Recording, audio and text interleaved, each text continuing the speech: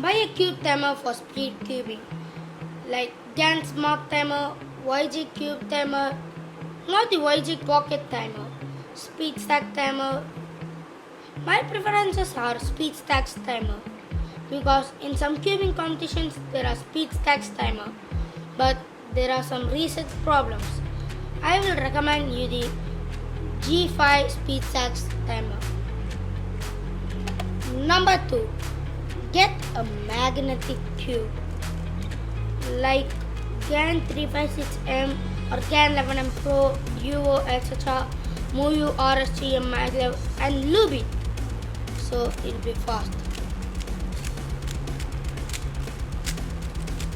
So not necessary to lube these things, but it'll be smooth. So and you can tension these things. But in non-magnetic cubes, misalignments. So this is the GAN 356M. A little bit misalignment, but magnetic cubes are good for speed cubing. Number 3. Learn OLLs and PLLs. So I don't know OLL, but like solve the last layer like this thing, and I did the OLL. There are some another algorithms like PLLs. Example: T perm, F perm,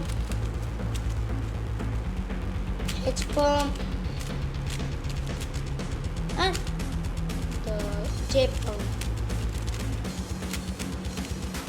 There are 21 possible algorithms and many OLLs. So you need to learn the OLL and PLL to solve a 3x3 in 10 seconds or faster. Practice by solving cross and corners like this. Practice for the cross and corners.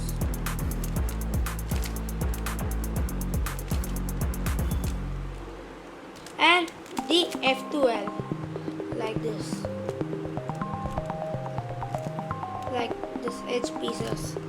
Practice those edge pieces, cross, corners, and you can solve it faster.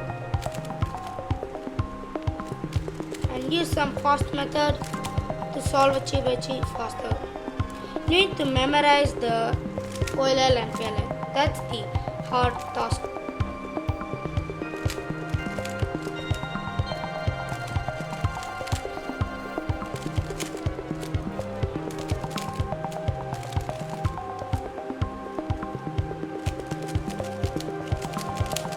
Okay, now the last step.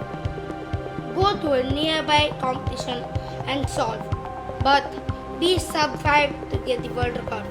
Solve it under 5 seconds.